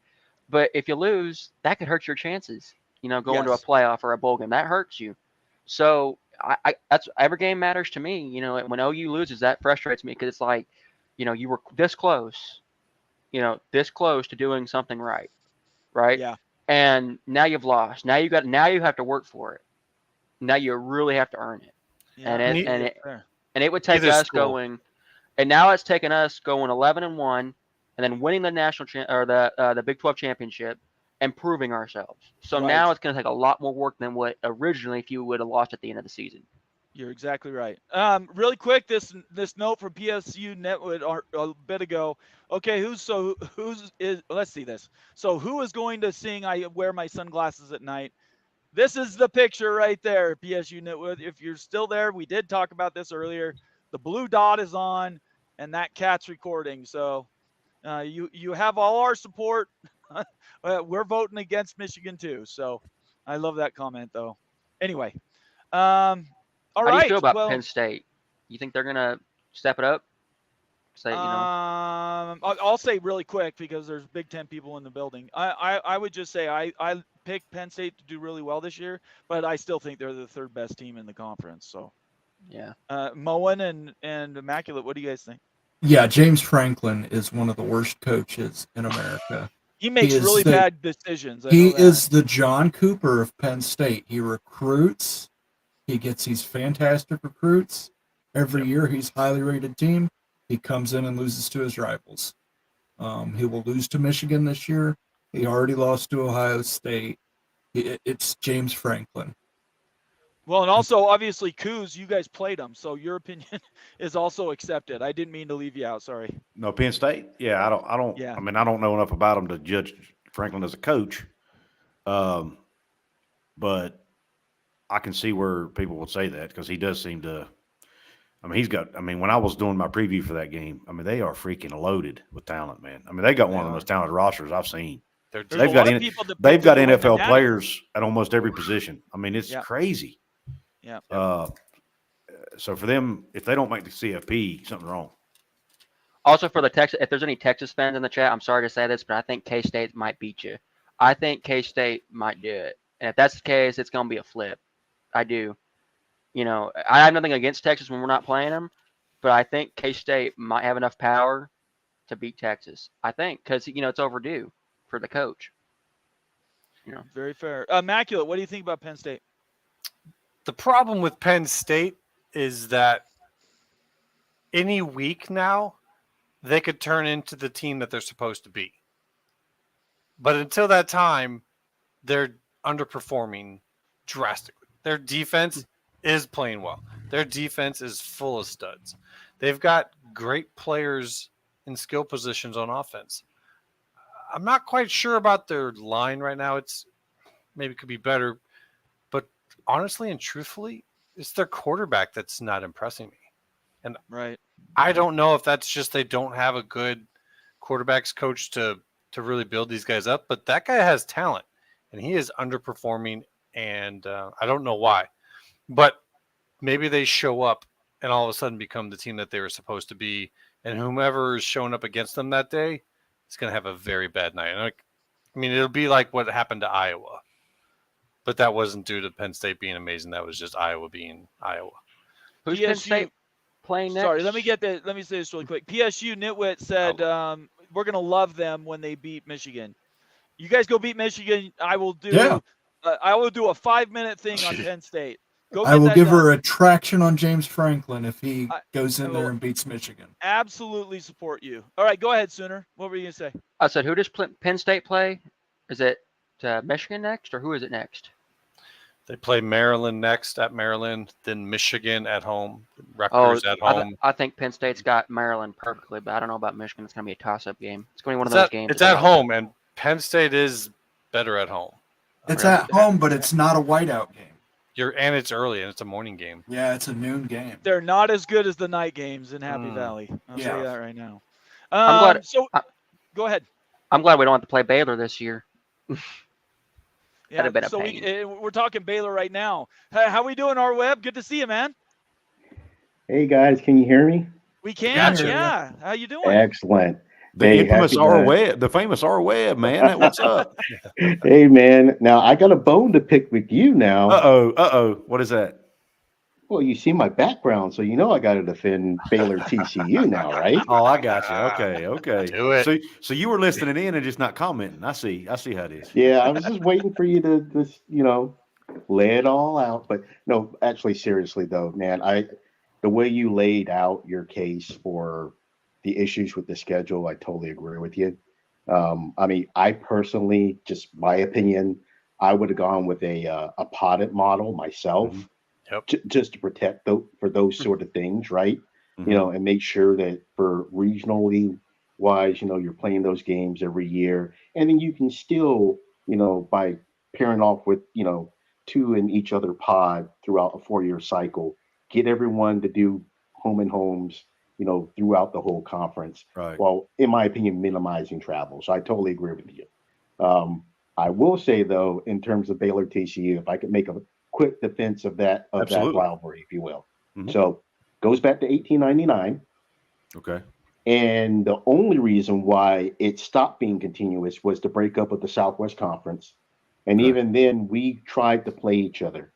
Okay. And if you're not familiar with the history of TCU and Baylor, so TCU actually started as a college called Ad-Ran, which was in Waco at the same time as Baylor. Mm. And there's a legend, because that campus burned down. There's always been a legend that someone from Baylor did it, and then they moved to Fort Worth. So there's a lot of, if you will, Jeez. background behind there. Now, Okay. now I will say, on the other hand, when I was in school, TCU was not high on the list of rivals. It was, Texas, A&M, Battle of the Brazos, which is one that's unfortunately died and was really a long rivalry as well, going back to the original founding of the Southwest Conference. And then from there, it was kind of, all the Texas schools hated each other, and the only thing that they agreed with is they all hated Arkansas. I'm old enough to So- remember when that Arkansas game used to be like bloodletting. Yep, and I do miss playing was- them. it That was was a bad. great rivalry as well. So Yeah. When they But, moved out, I hated that. As being from somebody on the West Coast, I thought I used to love those old Southwestern Conference games. I Yeah. absolutely loved them. funny story. So, Frank Broyles was interviewed, I'd say probably about 5-6 years before his passing away, and he shared that, hey, the reason why they made that move is they really thought that Texas was going to be right behind them. Oh, Texas was going to go to SEC with them, and Texas balked because they really had a preference for at that time the Pac-10, and that's Okay. why and Coos probably saw it a little bit from. Well, actually, no. While you're in the conference, while West Virginia was in the conference too, there was a couple of flirtations with that before things finally settled down, and then Texas and Oklahoma made the decision that they decided they had to make. So, right. but there is some history in terms of Arkansas kind of felt that the Southwest Conference was dying because it's just hard to have a one state conference. It just Yeah. Right. It's very true. And now we know we're coast to coast almost perfectly with the Big 12. So we're going to be in every time zone. And I think that's really the benefit and why the Pac-12 struggled is because everybody's in bed by the time they play their prime games. So, that was a challenge. So I've got the schedule up here. Obviously, you're one of the lucky schools that gets a protected rival. What do you feel about first? What are your thoughts about what they did to West Virginia? Oh, like I said, I think that that it's wrong, and Kuz laid it out perfectly. You can see that the travel is just horrendous, and it didn't have to be. They were there, in my opinion. There were many other models that could have been used that could have alleviated the travel that we're talking about. Right. I'll be honest, and I think I can't remember if it was you, Moen, or Immaculate. I actually kind of disagree. I actually wish we had kind of followed the Big Ten model from the sense of protecting some more of these rivalries. Whether you're talking about Farmageddon, one that we don't talk about that touches. I think the Texas Tech fans would in the chat would back me up on this, but now. Because of the breakup of the Southwest Conference, losing Texas, losing A&M from a Baylor standpoint and from a Tech standpoint, that was our longest continuous rivalry, going back to the 50s. And I think for Tech, I think we are the school that they played the most in their history. So, there's lots of little hidden, gems that I think we've messed with that we didn't have to. Yeah. I think that's the best point is they didn't have to mess with them. They could have done something to make those different if they wanted to, if there was a will. I think that's true. You guys have any questions for our web? Yeah, if I may. I want to say, like what you're saying, I totally agree with you. And you did definitely agree with me that kind of not a pod system, but a protected rivalry system that almost looks like 4 groupings. I think that would have been so good that Yormark might have had some presidents in the near future that would have been like, I don't know if we want to expand anymore. Yeah. And if he would have given you guys that, and if he really does have plans for more expansion, maybe he just didn't want to set himself up for failure, because to me it looks so good and so easy to do and so ready-made that for it to not happen, it makes me think there's something there. Maybe there's nothing there. But and I did think about that, Immaculate. I think though, and I don't know the reasoning why, right? But sure, right. But I think we all know that the desirement of the Big 12 is to now go east and hopefully, if you will, if things happen with the ACC, kind of take their piece of it. So I think even in the potted model, the only thing you would have done is done just a little bit of sliding, probably to the benefit of teams like West Virginia, or maybe you have four pots of 5, and then you got to wicker with the mechanisms a little bit. But I think because the expansion going forward is definitely in the eastward direction, I think it could have been worked with. But to your point, I think that could definitely be a factor as well. Well, go ahead, sorry, Chris. I want to chime in on the pod thing, and I'm almost for a pod. I'm a pod guy too. I think that was the best answer. But if I'm an Iowa State or a Houston, I'm probably not liking the idea of being in a pod with West Virginia, UCF, and Cincinnati. Yeah, that I mean, might have been. We've had that debate here. Yeah, that might have been the argument. But here's my argument. First off, Iowa State, I would respect the fact that they're a legacy member of the league and say, okay, that's cool. You don't have to be in that pod. You can be in a pod with Kansas State, and whoever, Oklahoma State, whatever. Yep. But Houston, Yep. you're new here. Mhm. Sorry, but you kind of gotta, just hang with us here, work with us, be cooperative for a few years until this league changes again. Till, like you guys talked about, maybe we get some Eastern teams in. But for now, we need you guys. I mean, and like I said on my show, it's what is it, a 2-hour flight from Houston to UCF? Yeah. Well, and they're used to it. Two of the That's- biggest airports in America. And great point, they've been doing it in doing the it. AAC for years anyway. Yes. That's right. They already have the practices, they have the numbers, they have So- the logistics for doing it. So So put West Virginia, Cincinnati, Houston, and UCF in a pod. Yep. Problem solved. Yeah. And it would have been easy. Yeah, and you can still you can have your Texas teams other than Houston. You give Oklahoma State a choice. Where do you want to go? Do you want to be Yeah. with the Plains or the Texas schools? And then Colorado gets the other.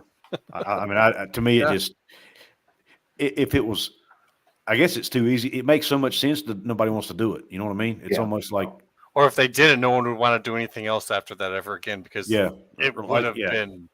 Yeah, which I'll think tell it's you, in my gonna be opinion, perfect. I think Oklahoma State would have definitely chosen to be with the Texas team because they Probably. from a recruiting perspective need Yes. to Mhm. similar to OU and why the River shootout, and I'm going to call it the shootout because that's what it is. Let's not be Mhm. politically correct here, if you will. They- It played in Dallas, and Right. there's a reason for that.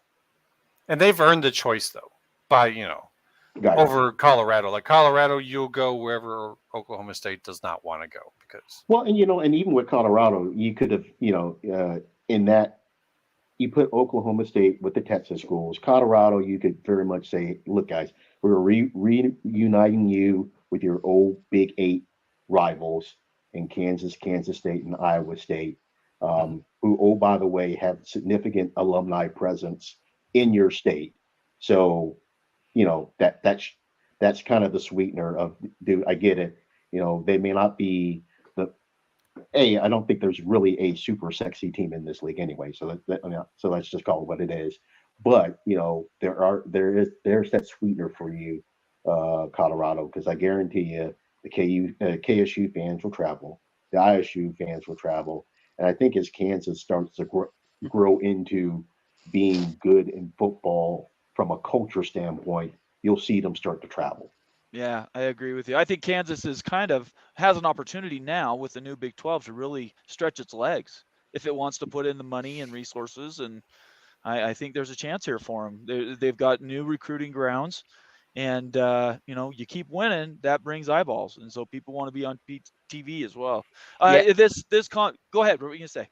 Yeah, if Colorado, I mean, if they get any better, like they, as they're getting better, through the Yeah. years, them and KU could have a run around forever in terms of recruits and training and all this. So I Right. think it's good for both teams, but the travel is kind of horrendous in some cases.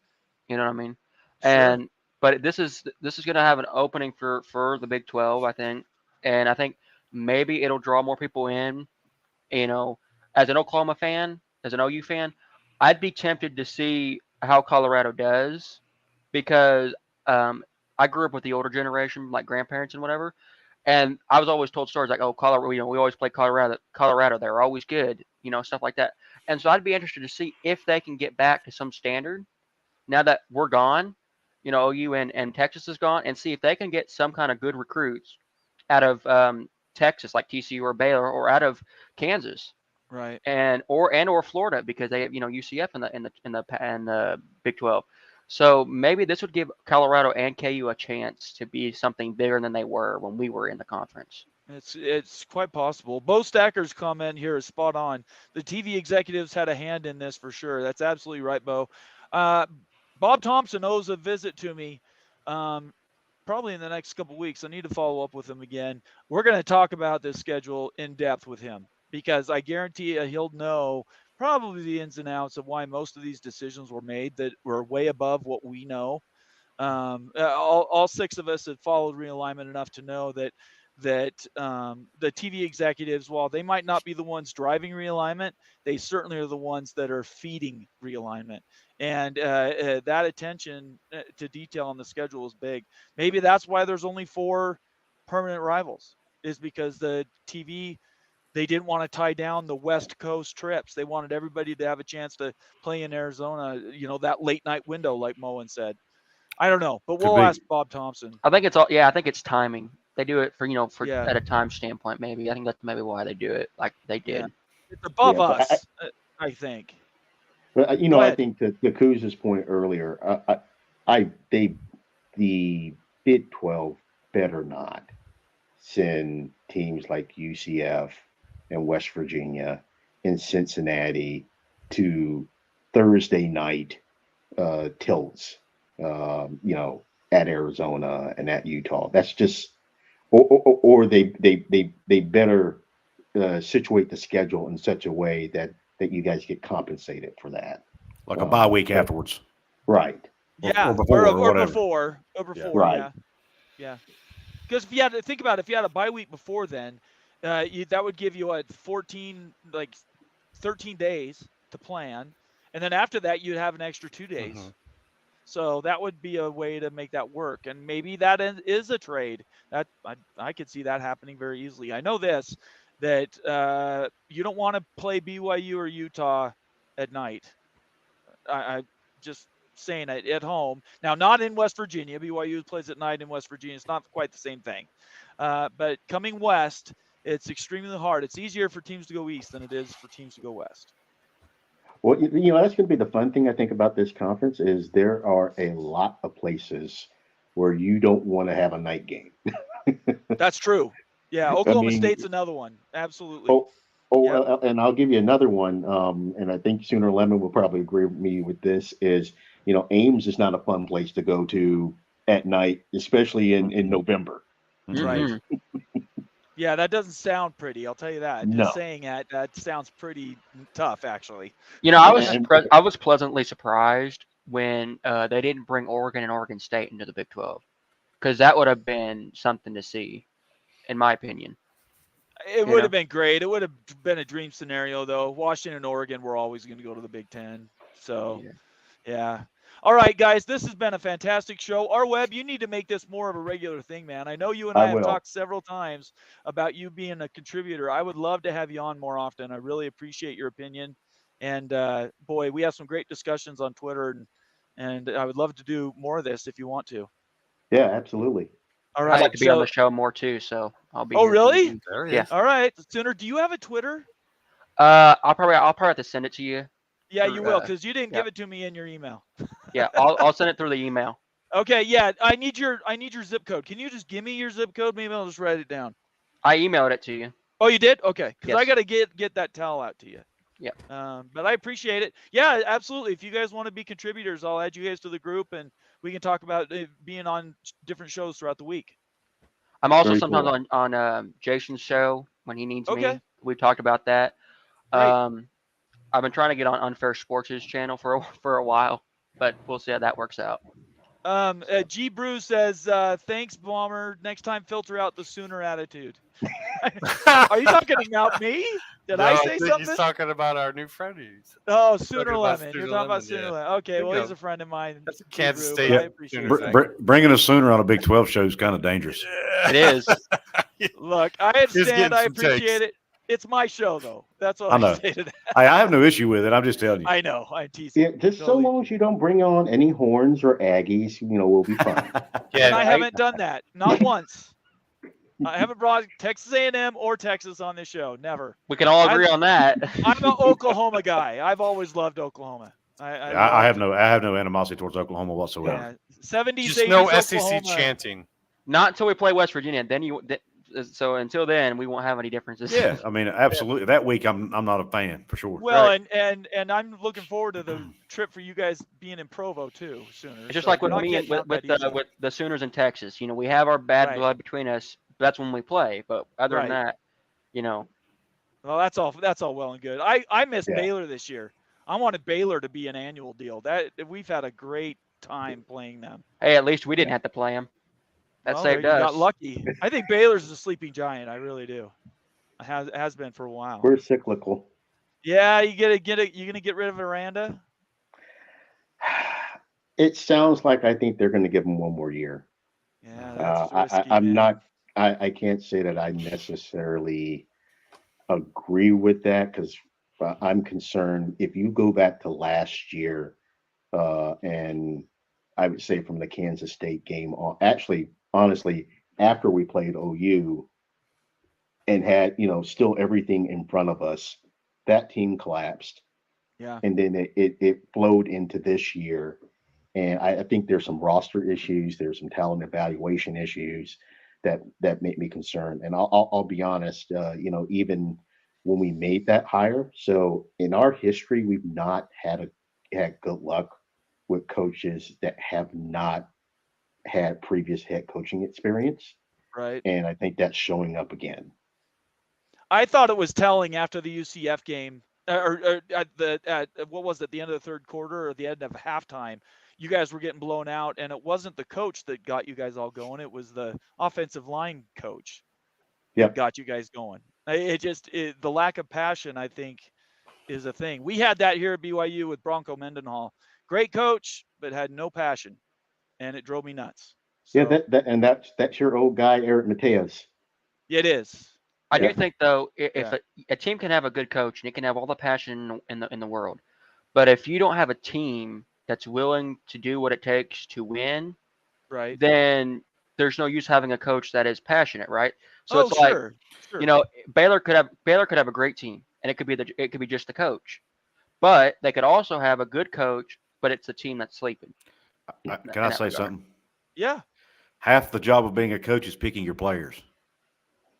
Yes. So if you have players that are not excited or whatever, then the coach picked the wrong players, Yes. and he That's needs to right. get rid of them and get new ones in. Yeah. So Well, that's we'll have. I get that. We get that argument about Neil Brown a lot. Well, he's not the one not catching the ball or yada yada. No, but by gosh, it's his job to put the guys in the game that are not going to make Yes. the mistakes, That's Yeah. right. or bench the guys that are, Yep. or And- recruit more and- depth so you can replace them. I mean, West Virginia's in the worst spot because you guys have a coach that you kind of maybe wanted to fire last year. Now this year he's winning enough that maybe he can't be fired because he yeah, gets you to it's a an bowl odd game. and It's we a actually like tweener him. spot. Yeah. We Yeah, like him that's as a tough. person, Right. but he's not winning. It's just it'd be easier if he was a jerk. You know what I mean? Yeah. Of course. If it was Dana Holgerson, it'd be easy. Hey, just kick him out the door. But he's not. Absolutely. He's a Yeah. really not. And But I shouldn't say that. I actually liked Dana when he was here, but I like because he left us. I like to jab him. But no. He if he wasn't such a nice guy, it would be easy to say, hey, you just fire the guy. But Right. he's so easy to like. We want him to be successful, And Yeah. it's but yeah, you're right. It's a tough spot because every week you're like, okay, he's back on the hot seat. He's off the hot seat. He's on the hot seat with That's every kind game. of been Aranda, the exact Yeah. same thing. You guys Yeah. are mirrored with nuts. Baylor. Yeah. Yep. Immaculate, you wanted to say something. No. I'm Oh, just you actually put your- listening to these guys. You put your finger in the air. so Yeah, thought you were- I'm sorry. I was okay. watching chat over But here. but it's That's just like with OU last year. We had to find a team, and when we found that team, Right. now you see the outcome. We've done better, and we look a little better. We're not quite there yet. It's not the same OU that I've seen in the past, but we look better, right? So I think with every team, especially with West Virginia, just got to find the players. It's going to be Yeah. hard, but you'll find them eventually.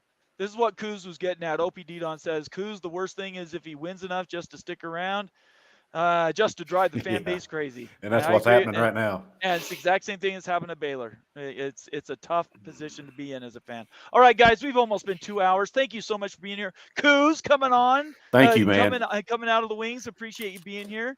Our web, we got to do this again, man. I'll tie you in Absolutely. on Twitter, and we'll see what we can do to get you on more, okay?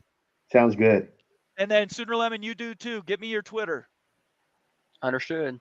All right. I'll let you guys say something on your way out. Kuz, I'll start with you. Come check me out at Kuz's Corner, COUZ''S Corner. I cover West Virginia, the Big 12 Conference Realignment. Also, if you like college hoops, I cover West Virginia college hoops at Hoops from the Hills. And I have a website, Kuz'sCorner.com. Thanks to Bomber and the panel here for having me on. I always enjoy coming on with these guys. Very welcome. I'm so glad you came. Sooner Lemon. You can find me at on Discord at fast_pandabear 2023.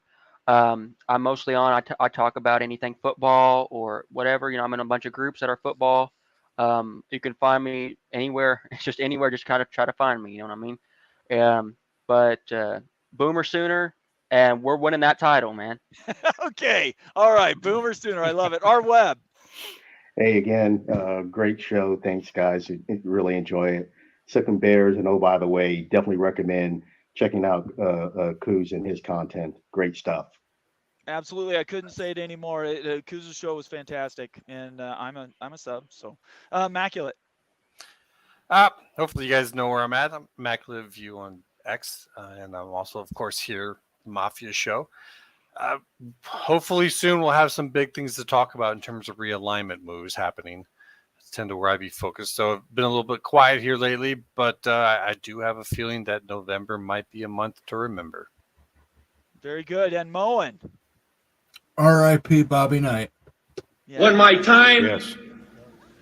on earth is gone and my activities here are past, I want they bury me upside down and my critics can kiss my. All right. And with It that, was something. everybody have a great night. Make sure you subscribe, follow us on Twitter, and everybody have a great night. Stay out of trouble. Peace.